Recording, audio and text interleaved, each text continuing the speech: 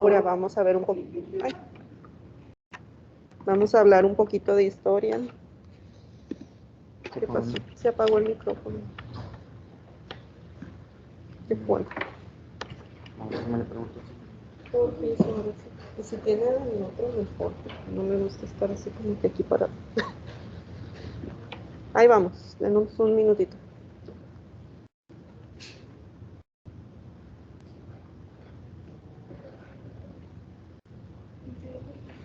No sé, de repente se apagó. Ahí está. Ya se escucha, ¿verdad? Ah, bueno, vamos a empezar. ¿Dónde lo muevo? Ajá. Sí, se me hace que... Ahí está. Vamos a tratar de ya no moverlo. Bueno, los trastornos del espectro autista integran un amplio continuo de déficits cognitivos y del comportamiento, incluyendo déficits en la comunicación con patrones de conducta restrictiva o repetitiva. Estos son los dos puntos principales en el diagnóstico.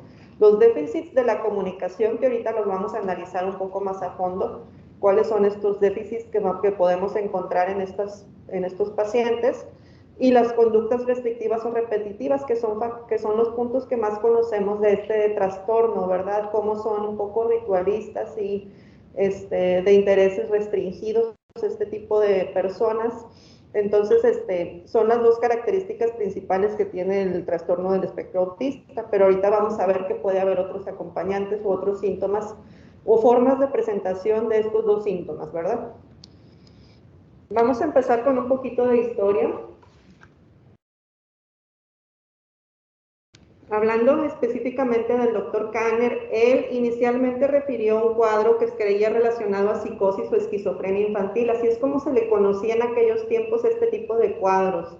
Entonces estuvo muy relacionada desde el inicio del diagnóstico con este tipo de términos, esquizofrenia infantil, aunque él sí usó el término propiamente autismo para referirse a estos niños de los que ahorita vamos a hablar.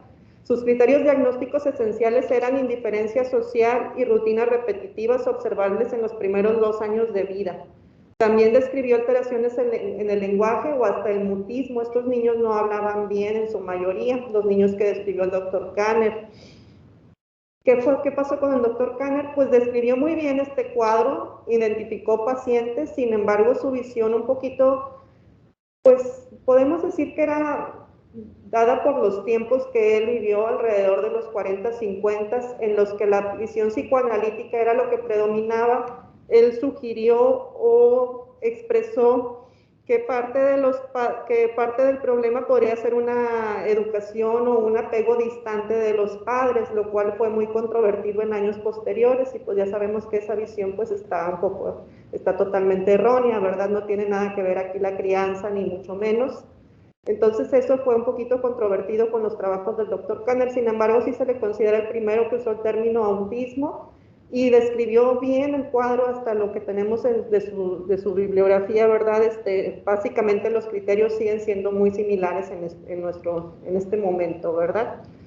Tenemos más o menos a los mismos años o en el mismo tiempo el doctor Asperger en Alemania, Austria. Él describió el término psicopatía autística en un grupo de niños en los que tenían características de interacción social inapropiada, lenguaje gramaticalmente fluido, pero usado más para monólogos que en una conversación, e intereses intelectuales restringidos. Esta es la descripción que hace él. Aquí los niños del doctor Asperger, la característica que tenían era un lenguaje más bien fluido, pero aún así anormal. Entonces ese es como un poquito el punto de diferencia que tenían estos dos cuadros. Sin embargo, pues ya con el tiempo vemos que estos dos cuadros se parecen mucho y los unimos en un término que se llama trastorno del espectro autista. El término trastorno del espectro autista fue utilizado por primera vez en la literatura por la doctora Lorna Wynne, es una investigadora inglesa. Ella identificó que los que estaban descritos como trastornos pervasivos del desarrollo pertenecían a un mismo eje. Ahorita vamos a repasar esos diagnósticos porque todavía se usan, sin embargo, ya el término trastorno del espectro autista lo que intenta es unir todos estos diagnósticos en un solo eje. En sus observaciones comenta que no hay fuerza suficiente en los criterios para separarlos uno de otro Y un mismo síndrome puede variar en las diferentes etapas del desarrollo del niño, o sea que los niños que alguna vez llamamos con autismo pudieran evolucionar a un cuadro similar al Asperger y viceversa. Entonces, por eso ella propone que ya no usemos esos términos para diferenciarlos y que veamos el trastorno como un espectro de síntomas que puede ir cambiando un poquito a lo largo del desarrollo, pero tiene esos puntos principales que comentamos al inicio: las interacciones sociales inadecuadas y las conductas repetitivas y restringidas. La última versión, el DSM-5, incluye el autismo dentro de los trastornos del neurodesarrollo y denomina trastorno del espectro autista, ya que reconoce la sintomatología autista común a todos los individuos en un amplio abanico de fenotipos. O sea, como les digo, quitamos algunos diagnósticos para unirlos todos en trastorno del espectro autista, así es como el término que usamos ahora. El DSM-4, que es el manual previo, sí describía estos diferentes síndromes. Se los menciono como les explico porque todavía hay gente que los utiliza y pueden llegar a ver este tipo de diagnósticos por ahí.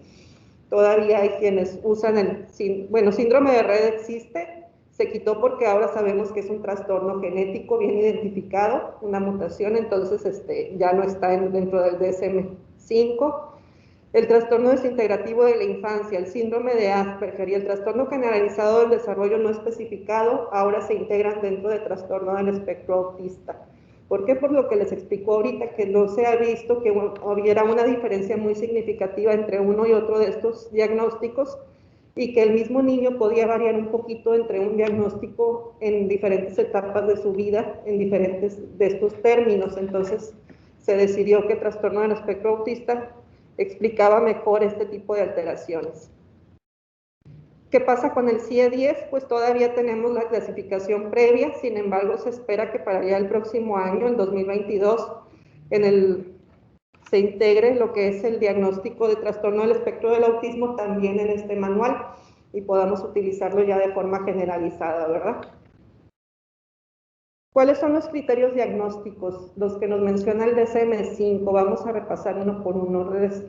El primero es cada uno de los siguientes síntomas de la comunicación e interacción social. Estos deben de estar presentes: respuesta socioemocional, atención social o reciprocidad social limitada o atípica, como se evidencia en algunos de los siguientes ejemplos. Aquí hay alteraciones en la comunicación social. El niño no señala, no tiene una atención conjunta, no comparte intereses y emociones, o puede ser también una interacción rara o atípica. Esto también es importante porque a veces pensamos en estos niños como niños aislados o que no se acercan a los demás, pero también pueden acercarse de formas atípicas. ¿Cómo es esto? De forma diferente o aproximarse de más a los demás. Esto también es una característica de estos niños. Entonces tenemos que ver los ejemplos y analizar cómo es la interacción social de ese niño para nosotros poder clasificarla.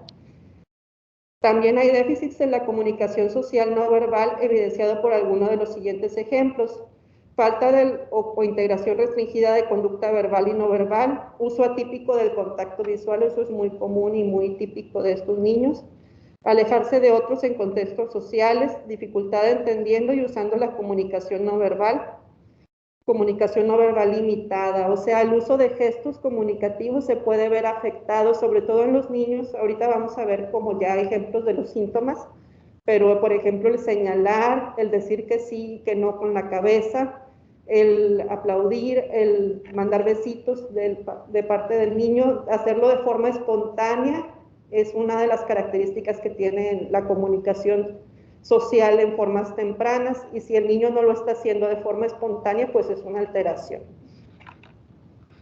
Dificultades en la integración entre pares evidenciada por al menos una de las siguientes: son problemas para adaptar el comportamiento a los diferentes contextos sociales, variando la demanda social, dificultad para involucrarse en juego imaginativo, falta de interés o interés limitado en jugar con otros niños. Sí puede haber esa observación de que el juego del niño está alterado, que no le interesa unirse al juego de otros niños o que no se une a un juego organizado, su juego suele ser más repetitivo, unir o alinear cosas o simplemente estar solo, ¿verdad? Metiendo y sacando cosas, un juego más unidimensional y, como dice aquí, no imaginativo. Eso es un punto importante dentro de los criterios. No conocen el juego imaginativo. Si este niño no juega que es un personaje o a que es una mamá, no juega con los demás niños en este contexto, tienen deficiencias en ese aspecto. Es muy importante descartar síntomas sensoriales. Visión y audición deben de estar íntegra para poder nosotros decir que no hay ningún déficit en estos puntos. Y también los criterios de las conductas repetitivas o restrictivas deben de estar presentes, pero aquí son 2 de los 4 siguientes. Con que cumpla 2 de estos, completamos el diagnóstico. Uno es un balbuceo, lenguaje repetitivo o estereotipado, movimientos motores o uso de juguetes o objetos.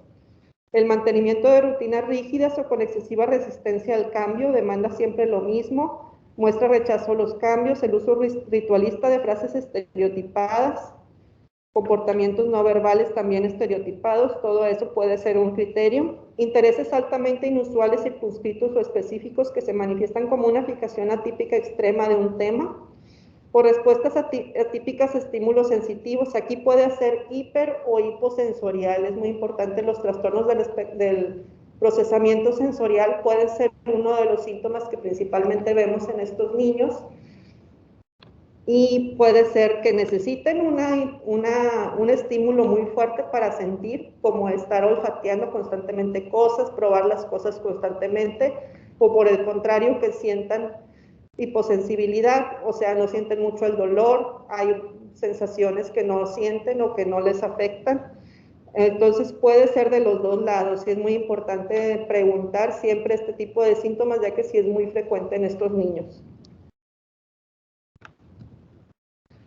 El diagnóstico se puede hacer con precaución en menores de 18 meses, pero es difícil hacerlo en este periodo. Lo más común es que lo hagamos posterior a esta etapa, después de los 18 meses, por lo que estamos comentando de que las alteraciones sociales apenas son visibles para esas edades. Lo más frecuente que vemos en niños más grandes, ya de 2 o 3 años, que no hablan bien. No hay un criterio de duración para la presencia de los síntomas. Es muy importante. El DSM-5 no hace ninguna observación en este aspecto, aunque tenemos que identificar que haya iniciado tempranamente en la vida, pero se puede diagnosticar a todo lo largo de la vida este trastorno. Y hay que especificar si tiene algún acompañante. Puede presentarse con o sin retraso global del desarrollo, con o sin deterioro del lenguaje. Eso es importante porque algunos niños no van a hablar bien y es una de las características más frecuentes por las que consultan, pero va a haber otros que sí desarrollan el lenguaje de forma adecuada o incluso sobresaliente. Entonces puede ir de todos esos rangos el trastorno. Asociado a una condición genética conocida, aquí es muy conocido que se asocia a la enfermedad de esclerosis tuberosa o al síndrome de X frágil, por ejemplo, o asociado a otros trastornos del desarrollo neurológico mental o del comportamiento, puede acompañarse de otros diagnósticos. Y también el DSM-5 menciona que pongamos con o sin catatonia. En algunos adolescentes o adultos puede presentarse este síndrome, entonces así lo menciona.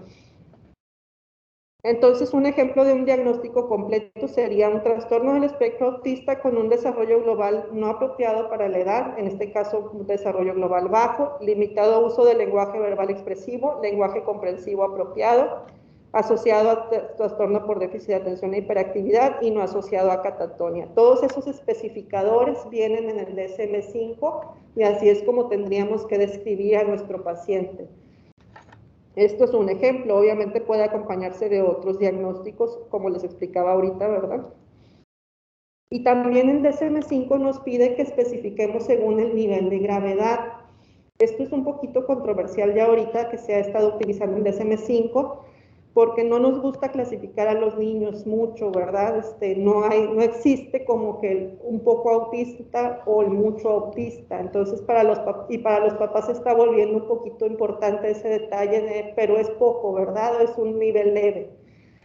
Sí lo menciona así, pero ¿a qué se refiere el DSM-5? El nivel 1 necesita ayuda, el nivel 2 necesita ayuda notable y el nivel 3 necesita ayuda muy notable. Sin embargo, esto se está viendo que es un poquito subjetivo, dependiendo del evaluador, ¿verdad? Entonces pudiera ser que esto se elimine en los próximos revisiones del manual, pero ahorita sí lo menciona así, que hay que especificar en qué nivel ubicamos a nuestro paciente. Y esta ayuda se refiere a las dos áreas que ahorita mencionamos, la comunicación social y los comportamientos restringidos y repetitivos, pero este nivel de gravedad puede variar a lo largo de la vida. Entonces, a lo mejor identificamos un nivel 3 en la infancia, pero puede evolucionar a un nivel 2 o a un nivel 1 conforme crece y se le da tratamiento con terapia, ¿verdad? Uno de los principales motivos de consulta, como les decía ahorita, pues son los retrasos en el lenguaje y la comunicación. Muchos de estos pacientes van a tener retraso en el inicio del lenguaje o alteraciones en el lenguaje, y el retraso global del desarrollo también puede estar presente. Sin embargo, estos sí no son la mayoría. La mayoría puede tener un desarrollo completamente normal hasta el año de edad y tener dificultades, como expresamos ahorita, de la comunicación ya despuesito del año, empezar a notar ese tipo de alteraciones.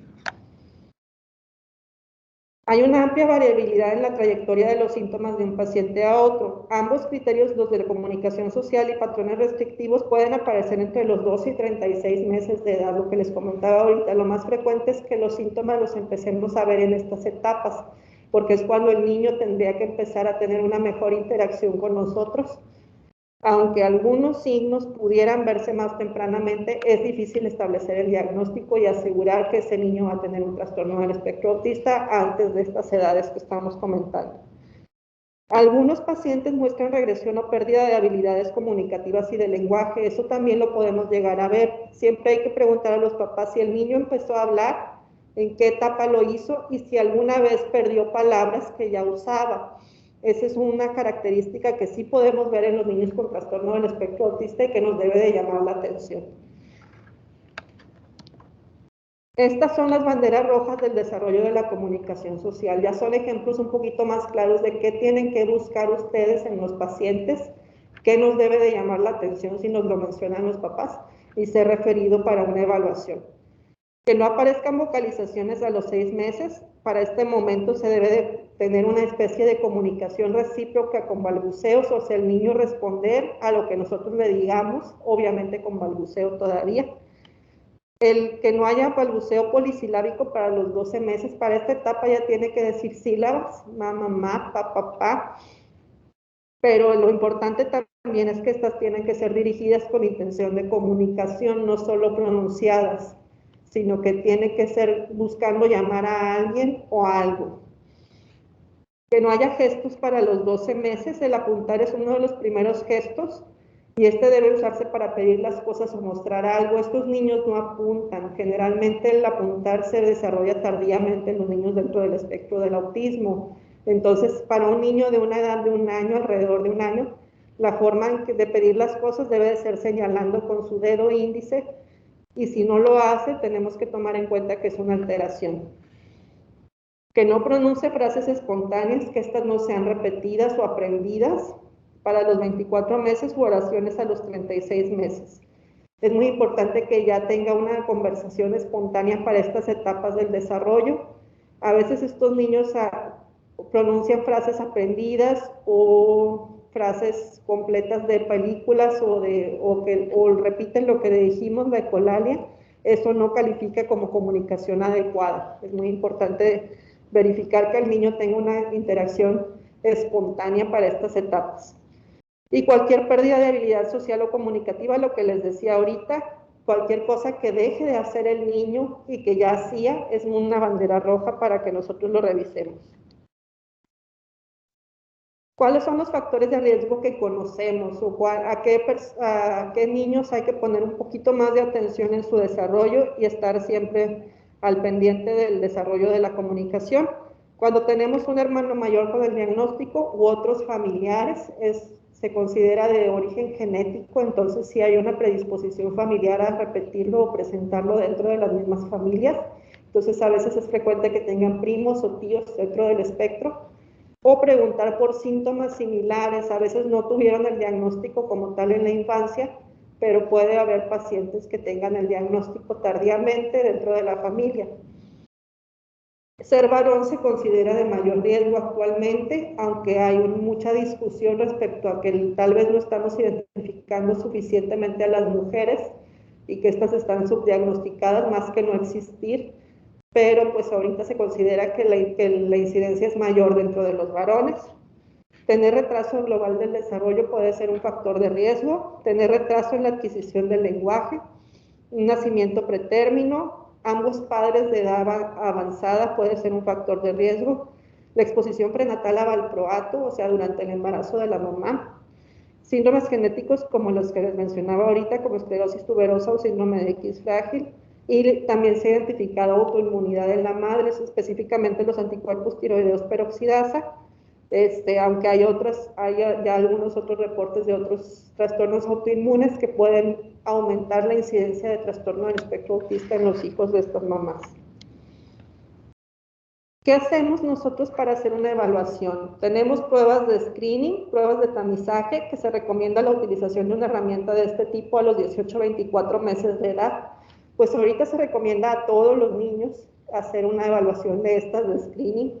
Existen varias, la más común que conocemos es el M-Chat, es fácilmente encontrarlo en internet y es una serie de preguntas o cuestiones que se hacen directamente al papá o la mamá y que ellos deben de responder, y si hay más de, creo que 10 o 15 puntos positivos, pues es factor para que lo envíen a evaluación. En español existe un instrumento similar que se llama Véanme, pero ese no está abierto al público, pero sí lo tenemos disponible aquí en la consulta para que lo puedan checar. El DSM-5 no considera necesario hacer pruebas, sin embargo, sabemos que es muy frecuente que a estos niños se les haga una batería de evaluaciones para establecer el diagnóstico.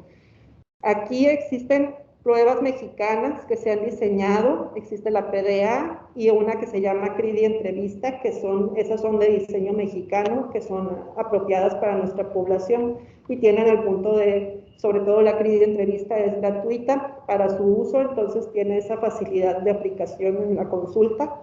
Sin embargo, pues a nivel internacional, el gold estándar son el ADR y el A22. El A22 quizás esa es la principal dificultad que tiene para su aplicación. Estos dos se requiere un entrenamiento para aplicarlos, son pruebas un poquito más largas de aplicación, se tardan más de 1 hora, entre 1 y 2 horas de aplicación y tienen un costo más alto, ¿verdad? Entonces eso es lo único que puede ser un poquito limitante para algunos de nuestros pacientes.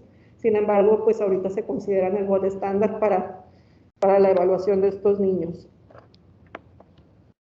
Dentro de nuestra evaluación clínica, pues es muy importante tener una historia clínica general con atención a detalles de la concepción, embarazo, nacimiento, búsqueda de factores de riesgo como enfermedades maternas o perinatales, obtener antecedentes familiares de enfermedades genéticas, trastornos del desarrollo del lenguaje, del comportamiento, enfermedades psiquiátricas, todo eso puede estar un poquito aumentado en estos pacientes. Se debe interrogar el entorno familiar y social en el que se envuelve el paciente, o sea, cómo es la estimulación que se le ha hecho a ese niño, si hay una adecuada estimulación de su lenguaje, si no está pegado a la pantalla todo el día, tiene cuidadores que lo estimulan, todo eso puede involucrarse en lo que estamos viendo con el niño, ¿verdad? Entonces siempre preguntar ese tipo de detalles. Historia de la adquisición del lenguaje con detalle, desarrollo de otras formas de comunicación, evaluar el lenguaje receptivo, expresivo y su uso pragmático. Lo que comentábamos ahorita, los síntomas sensoriales son uno de los criterios que menciona el DSM-5 que puede estar presente en estos niños. Entonces, algunos ejemplos de alteraciones en estos síntomas es que el niño se muestre abrumado ante ambientes excesivamente ruidosos o iluminados, que el ruido les moleste. Es muy común que se tapen los oídos ante ruidos como las licuadoras, etcétera, ruidos fuertes, eso les molesta. No les gusta ser abrazados o tocados. Estos no son generalizaciones, es muy importante que puede presentarse en algunos casos, pero no en todos, ¿verdad?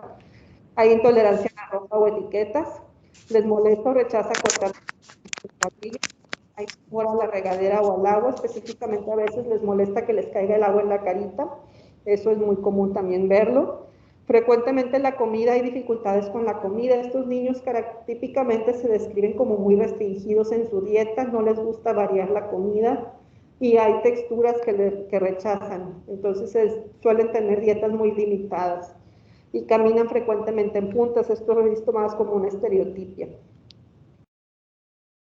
La observación clínica pues debe hacerse desde que el niño llega a nuestra consulta, se debe procurar observar sin intervenir. Es muy importante ver a ese niño cómo se desenvuelve con sus papás y con nosotros dentro de un ambiente más amigable, tratar de no molestarlo, de no intimidarlo, para que podamos ver su interacción de forma adecuada.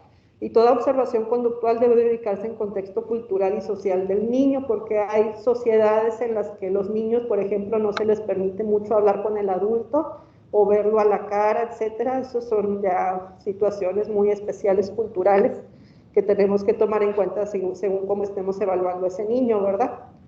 Dentro del examen físico pudiéramos encontrar lesiones cutáneas, malformaciones o dismorfias menores asociadas a síndromes genéticos, o eso es lo que tenemos que ir a buscar. Sin embargo, no es frecuente, es el menor porcentaje de estos pacientes. La macrocefalia también está altamente descrita, sin embargo, se observa solo en 20% de los pacientes con TEA, pero sí está descrita como una asociación que estos niños pueden tener macrocefalia. Un examen neurológico completo para nosotros hacer una evaluación adecuada que mida también, a veces puede haber hipotonías, puede haber otros trastornos del movimiento, entonces es muy importante descartar cualquier alteración según nuestro examen. Otros estudios complementarios como tamiz metabólico, resonancia y electroencefalograma no son necesarios, es muy importante ese punto. Para hacer el diagnóstico no se necesitan. En algunos casos los pudiéramos llegar a requerir. Por ejemplo, la resonancia magnética, si sospechamos alguna malformación, si hay datos de focalización neurológica y epilepsia, sin embargo, no se solicita de rutina. Pruebas en busca de enfermedades metabólicas, mitocondriales, alteraciones inmunológicas o intoxicación por metales o enfermedades celíacas y otras pruebas tiroideas, solo si encontramos datos clínicos de sospecha. Este punto es muy importante porque actualmente hay muchos médicos, pues los llamamos como tal charlatanes, que ofrecen terapias a este tipo de pacientes, les identifican alergias alimentarias o intoxicaciones por metales pesados. Incluso en Estados Unidos se volvió una práctica común la quelación a este tipo de pacientes, lo cual está totalmente ya descartado que haya alguna asociación a este tipo de problemas. Obviamente cada caso se debe de ver en particular, pero no se ha encontrado ninguna relación y no está justificado someterlos a ningún tipo de terapia para este tipo de síntomas. Y el tratamiento farmacológico, pues solo lo usamos en algunos casos. Es muy importante que no está indicado de rutina. Es muy importante que los papás sepan que generalmente no hay un tratamiento específico para estos niños. No hay medicamentos especiales. Se indica solo en los casos en los que persistencia de síntomas específicos sean susceptibles a algún tratamiento. Algunos de los que podemos llegar a utilizar es la fluoxetina. Se ha descrito para síntomas que son para cuadros de conductas repetitivas muy intensas. El antagonista de receptores de NMDA, como la memantina, es un antagonista de receptores de glutamato y se ha descrito para su uso para síntomas como irritabilidad excesiva. Lo mismo que los bloqueadores de receptores de dopamina, como la risperidona y el aripiprazol, también los usamos para irritabilidad excesiva, agresividad o algunos casos de conductas inapropiadas. Es muy importante que los únicos dos autorizados para su uso en estos pacientes por la FDA es la risperidona y el aripiprazol. Los demás puede ser un poquito, pues, off-label, ¿verdad? También podemos llegar a usar el metilfenidato en la hiperactividad. La melatonina para regular el ciclo de sueño, es muy común que tengan trastornos del sueño estos niños. La tamoxetina también para tratamiento de la hiperactividad. La memantina, como se las mencioné ahorita, para la irritabilidad. Y la clonidina también como para hiperactividad. Se ha demostrado en estudios que la creación de clínicas con atención por pediatras, especialistas en neurodesarrollo, neurólogos, pediatras, pedopsiquiatras, psicólogas y terapeutas ofrece una mejor experiencia y resultados para el paciente y su familia. Estos niños requieren una atención interdisciplinaria, multidisciplinaria. Entonces, este tipo de centros son los que mejor funcionan para su evaluación y manejo. Esto reduce el tiempo de evaluación y se reafirma el diagnóstico al notar el paciente que se llegó a él por consenso. Hacemos que el paciente dude menos del diagnóstico cuando lo hacemos en equipo, ¿verdad? Si lo hace la psicóloga, si lo hace el médico, el paciente va a sentirse más seguro de hacer un diagnóstico que hicimos de forma clínica, ¿verdad? Que eso puede ser un poquito, pues, angustioso para los papás. Esta forma de atención ha demostrado mejores tasas de seguimiento con mayor apego a las recomendaciones dadas por el equipo de especialistas.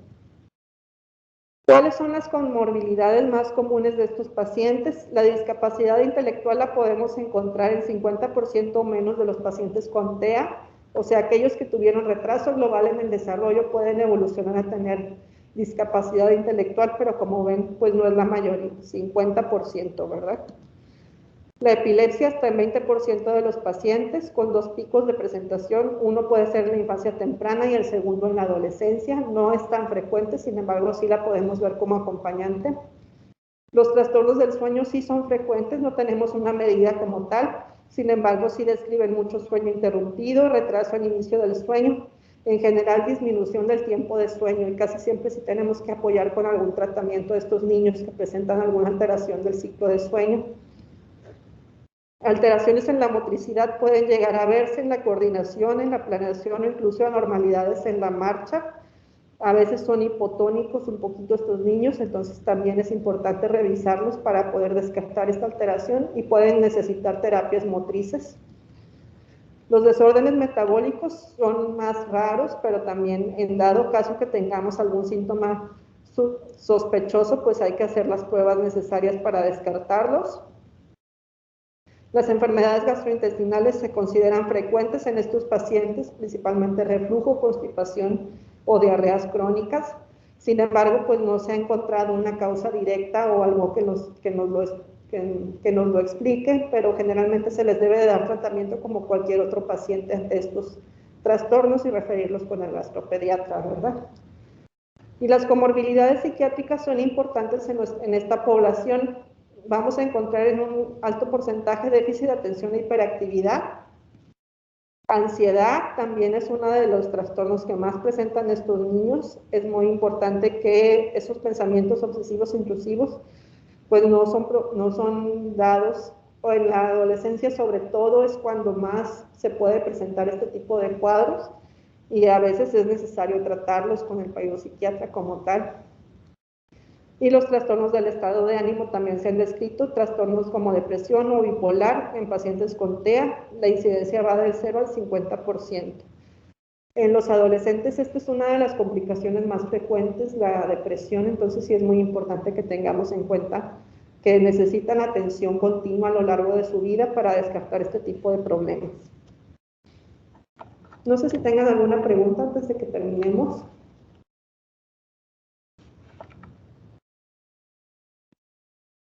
Allá en casa.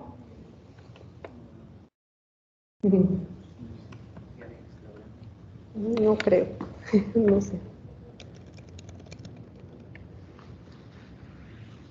No, ¿verdad? ¿Alguien tiene alguna duda? Doctora, con respecto a los trastornos del sueño y la melatonina, ¿cuáles son los trastornos del sueño que están más relacionados y cómo sería la administración de este medicamento? Lo principal es que presenten retraso en el inicio del sueño, o sea, que se duerman muy tarde para que entendamos. Son niños que los acuestas a las 8 o 9 de la noche, como los papás intentan dormirlos a esa hora, pero terminan durmiéndose hasta las 11, 12 de la noche, o sea, que duran varias horas en conciliar el sueño. Y en ese sentido sí es muy recomendable el uso de melatonina, si está este trastorno presente. Empezamos con dosis, puede ir desde los 2.5 miligramos hasta los 5. En estos niños se ha descrito el uso de dosis de hasta 10 miligramos. Es un medicamento o un suplemento, porque es un suplemento muy seguro, que no causa como tal sedación, es solo un inductor del sueño. Entonces, por eso es que es muy práctico para nosotros utilizarlo. En algunos estudios se ha descrito que estos niños pueden tener deficiencia como tal de melatonina, por eso es de los primeros que administramos para ellos. Sin embargo, no medimos de forma rutinaria la melatonina en estos niños. Tal vez sería interesante ver ese punto, porque como te digo, algunos estudios sí han reportado como tal deficiencia, pero en general simplemente la suplementamos en estos niños y la mayoría tiene muy buena respuesta. Es un medicamento muy bien tolerado y como te digo, va de dosis de 2.5, 3 miligramos es la más baja, hasta 5 miligramos, es como una dosis promedio lo que podemos utilizar.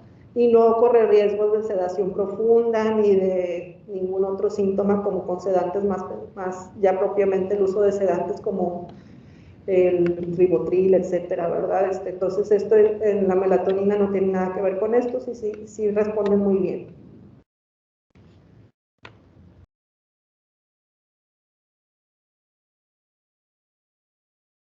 Nada más quería volverles a poner las banderas rojas de la comunicación para que las recuerden bien. Yo creo que eso es lo principal que se deben de llevar en esta clase. ¿Cuáles son las alteraciones que nos deben de orientar a que ese niño requiere una evaluación más amplia, verdad? Sí tener bien en cuenta que la comunicación es compleja, que la comunicación, pero se desarrolla de forma muy natural en el niño. No vale decir que el niño no está siendo suficientemente estimulado. Si el niño presenta una alteración, tiene que ser evaluado a tiempo. No perdamos tiempo con decirle que al ratito lo va a hacer. Sí, para los, como les digo, 18 meses el niño no señala, no hace caso a su nombre, no tiene un buen contacto visual, no imita, no comparte, todo eso debe de llamarnos la atención. Siempre hay que preguntarle a la mamá si ya le llama, cómo es que lo hace, si señala, ese tipo de cuestiones tenemos que hacerlas en todo niño que veamos o simplemente observarlas nosotros dentro del consultorio. Es muy común que si lo dejamos estar un ratito jugando y demás, podamos observar esa interacción por sí mismo con la mamá y nosotros corroborar que el niño hace todas estas cosas, y si no, pues sí, ya interrogar qué está pasando, ¿verdad? Si hay algún retraso en el lenguaje, con más razón. Es muy importante que tengamos en cuenta que estos niños pueden retrasarse su lenguaje o, como les digo, perder palabras. Entonces, una orientación apropiada para los papás a tiempo es de lo que mejor que podemos hacer para ellos, que reciban atención temprana, terapias para desarrollar mejor su comunicación y su lenguaje. Eso les va a dar un mejor pronóstico de vida. Entonces tenemos que hacerlo a tiempo, no dejar pasar estos meses que estamos comentando, ¿verdad? 18 a 24 meses es una forma temprana de evaluarlos, ya más de eso sí nos estamos tardando. Entonces tomen en cuenta estos puntitos que les acabo de señalar. Y bueno, pues sería todo. Muchas gracias. Gracias, doctora.